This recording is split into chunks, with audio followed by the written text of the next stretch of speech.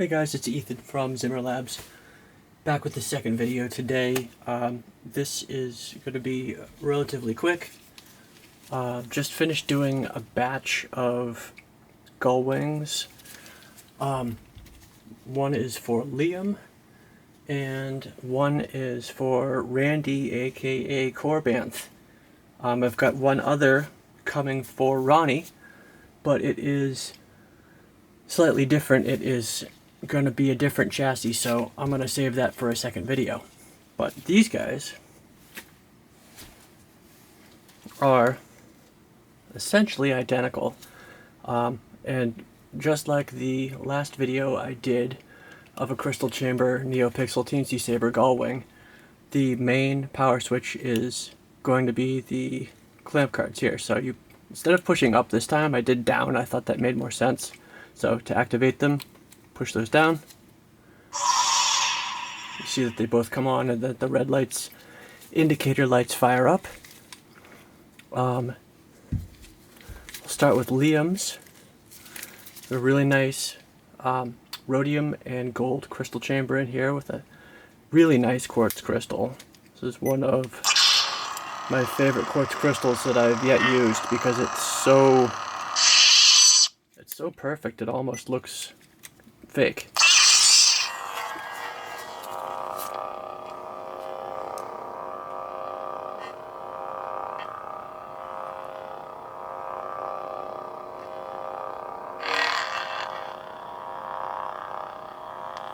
It's a really nicely illuminated crystal. The properties of every crystal are different, so you never really know how well they're going to illuminate. But this one is just one of the most impressive I've ever seen. And I had nothing to do with that, that's just nature. So that's under the bay wing doors. You get twist access to the remainder of the chassis like so. Recharge port is here. Nothing up here, just battery. And as usual, when you ignite the saber, the green arrow comes on, the red one turns off. And when you shut her down, the red comes back.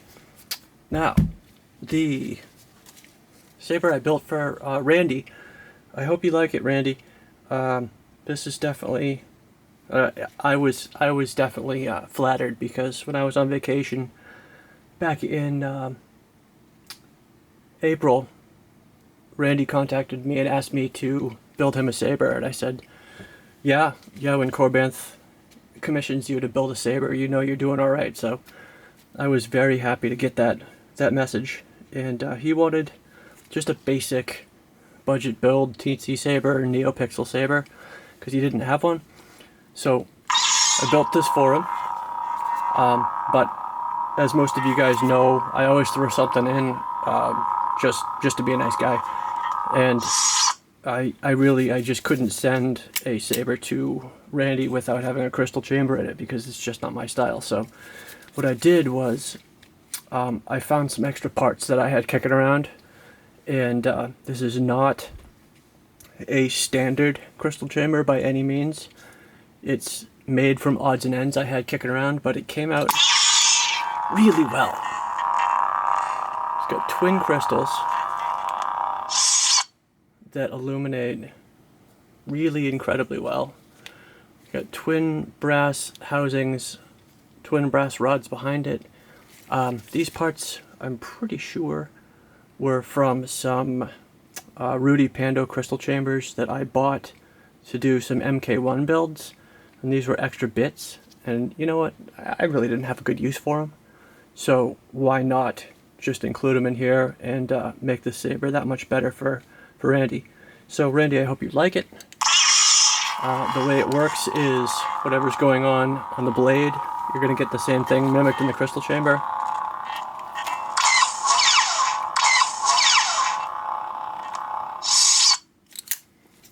And you get twist access here again, so recharge port is hiding right there. And battery's up here, but nothing else. And you can twist lock these down. You can also lock down these two screws to keep these pieces from opening if you want. You don't have to, but it's an option if you get annoyed by the fact that those are on sliding ribs. It's a 24 millimeter mid-woofer speaker in this, which is my favorite to use for this build because it's got great sound. But if you want to access the USB and SD card, the best way to do that is to pop the speaker out. The wires are long enough that you can move the speaker out, and then the USB is right underneath it, looking straight at you, so you can just plug right in, and the SD card is right underneath it also. So that's nice. Let me connect up a blade real quick so you guys can see. Actually, before we get there, let me show you guys how the overall saber and hilt design comes together. Loosen this set screw to take it off the rails entirely, and if you'll do that, then you see a nice pogo pin connector here, which is what connects up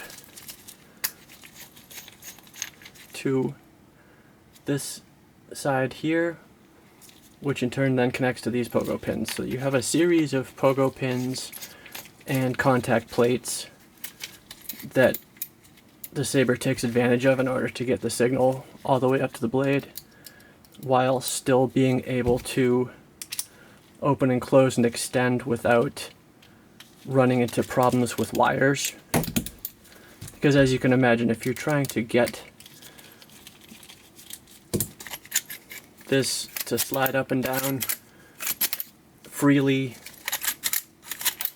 without breaking wires or without having wire slack bundled up inside here, good luck. You know, it's not going to work too well. So rather than do that, we just have connectors everywhere that you need them. The next step in attaching a blade is simply to slide one in. All my Gullwing sabers come with metal blade ends so that they can be cranked down nice and tight.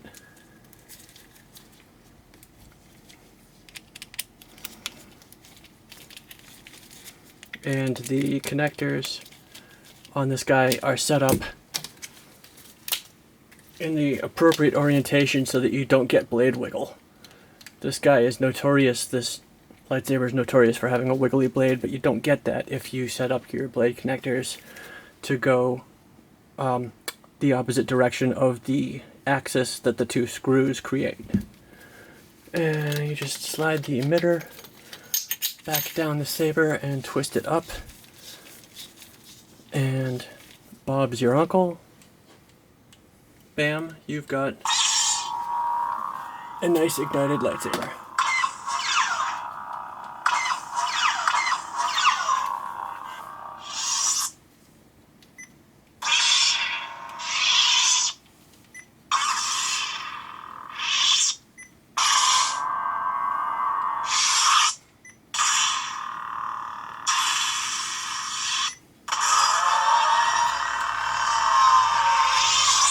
And this saber is fully loaded with all the new blades and new blade designs that I previously went through on my most recent Graflex video.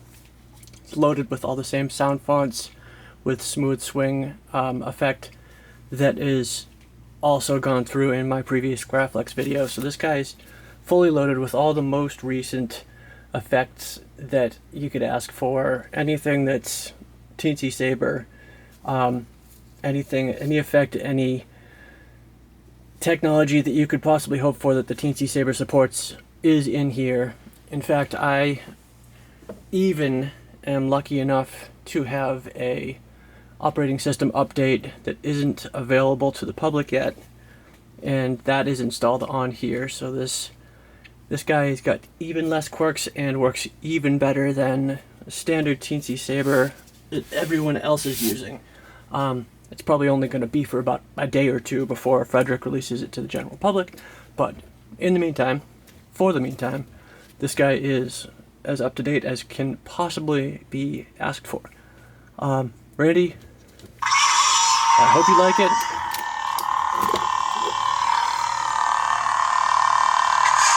Love that crystal chamber. If you have any questions, don't hesitate to ask. Main kill switch to go in the off position is just a quick click up on this clamp, and she is officially turned off. No kill key required. Ditto over here. And thank you guys for watching. Very soon, probably within 3 or 4 days, I will have a video of the next Gullwing.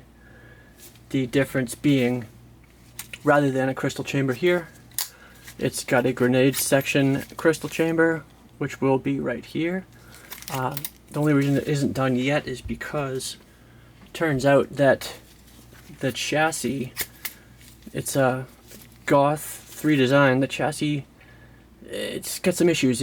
The recharge port is on this side, so it's behind stainless steel, which means you can't use it, which means I'm going to have to machine that out, and I'm not exactly sure how I want to handle that yet. It also doesn't fit lengthwise, it's too big, but I'm sure it's doable, or at least I hope it's doable. I don't think Goth would have released something that wasn't doable, but there are no instructions yet, and I've never had a problem doing any of his builds before, so the fact that I'm running into one now indicates that there may be some design issues with it, but I'll get back to you guys about that. And as always, thank you for watching.